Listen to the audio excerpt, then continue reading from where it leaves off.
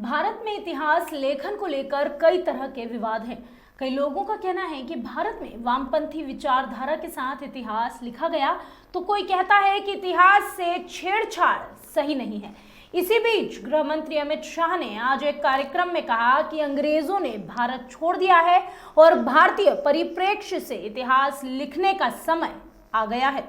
अमित शाह की यह टिप्पणी संजीव सान्याल की पुस्तक revolutionaries the other story of how India on it's freedom के विमोचन के अवसर पर कहा।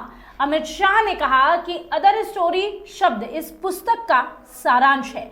आजादी की कथा में एक नैरेटिव को यानी कि दृष्टिकोण को जनता में वर्षों से स्थापित किया गया है।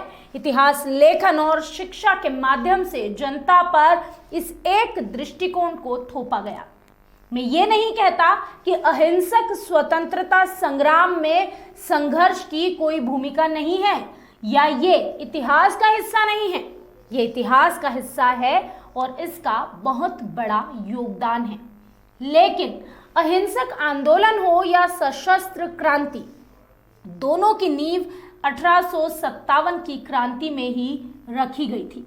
यह सरकार के साथ साथ इतिहासकारों की भी जिम्मेदारी है कि वो सही ऐतिहासिक तथ्यों को नई पीढ़ी के सामने रखें। गृह मंत्री ने आगे कहा कि अंग्रेजों ने भारत छोड़ दिया, लेकिन इतिहास उनके चश्मे से लिखा गया है। भ्रम अभी भी बना हुआ है। उन्होंने कहा, लोग कहते हैं कि इतिहास को आज तक विभिन्न कारणों से तोड़ा मरोड़ा गया, लेकिन अब हमें इसे सही तरीके से लिखने से कोई नहीं रोक सकता। उन्होंने कहा कि इतिहास को उग्रवादी बनाम नरमपंथी की धारा से निकालकर यथार्थवादी बनाना होगा। 200 से अधिक वर्षों तक भारत पर शासन करने वाले मुगलों के दावों से इनकार करते हुए अमित शाह ने कहा, हर बार हमें बताया गया कि मुगल पहले साम्राज्य थे जिन्होंने 200 से अधिक वर्षों तक इस देश पर शासन किया, लेकिन ऐसा नहीं है। ऐसे अन्य साम्राज्य भी रहे हैं जिन्होंने 200 से अधिक वर्षों तक भारत पर शासन किया। आपको बता दें कि पूर्व में भी केंद्रीय गृह मंत्री अमित शाह द्वारा 25 नवंबर 2022 को 11 जून 2022 को दोबारा इतिहास लिखने की बात कही गई थी। Revolutionaries the other story of how India one it's freedom. ये अदर स्टोरी शब्द लिखना पड़ा, यही ये पुस्तक का सार है। क्योंकि एक ही स्टोरी नैरेटिव के अंदर हमारे जनमानस पर हैमर कर कर कर कर इसको प्रस्तापित किया गया है। एक ही दृष्टिकोण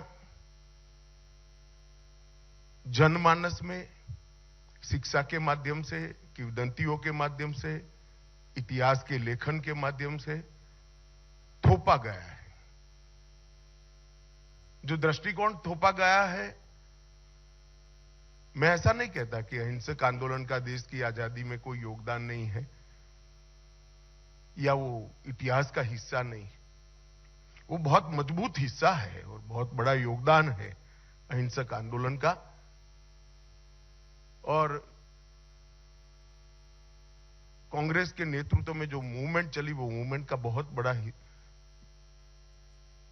योगदान है देश की आजादी में, परंतु और किसी का नहीं है, ये नैरेटिव ठीक नहीं है। और मुझे लगता है कि सन्याल जी का ये पुस्तक वो नैरेटिव में बहुत बड़ी दरार डालने का, एक अन्य स्वतंत्र विचार को लोगों के सामने रखने का काम करेगा।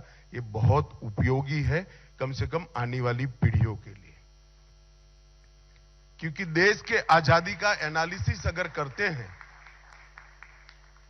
तो ढेर सारे लोगों ने, ढेर सारे विचारों ने, ढेर सारे संगठनों ने और ढेर सारे मार्गों ने भी एक ही गंतव्य स्थान के पर जाने के लिए, एक ही लक्ष्य पर जाने के लिए प्रयास किया था, और वो सबका सामूहिक फल है हमारे देश को आजादी मिली। मित्रों, मैं स्पष्टता से मानता हूं कि इस देश को आजादी दिलाने में साहित्यकारों का भी बड़ा योगदान है। देश के किसानों का भी, अनेक किसान आंदोलनों के जरिए अंग्रेज हुकूमत को हिलाने का उन्होंने काम किया, जन जागृति की, इसका भी बड़ा योगदान है। देश के हर कोने में फैले हुए हमारे जनजातीय समाज, आदिवासियों ने, ट्राइबल्स ने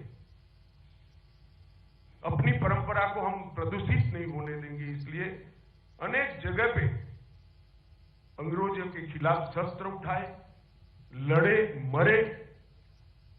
सन 57 के पहले भी सबसे पहली लड़ाई अगर कोई लड़ा था तो आदिवासी ही लड़े थे। बहुत लेट कांग्रेस पार्टी ने एक अहिंसक आंदोलन भी शुरू किया, जिसमें पूर्ण स्वराज बहुत देरी से आया, मैं बताता हूं उसके बारे में बाद में। और सशस्त्र क्रांतिकारियों ने भी दुनिया भर की अनेक घटनाओं से प्रेरणा लेकर एक भगीरथ प्रयास किया था। हो सकता है कई घटनाओं का आप एनालिसिस करोगे तो आंदोलन असंगठित दिखेगा, परंतु वो देशभक्ति से प्रेरित था और सभी का लक्ष्य एक ही था, देश को आजाद कराना, अंग्रेजों को देश से निकालना।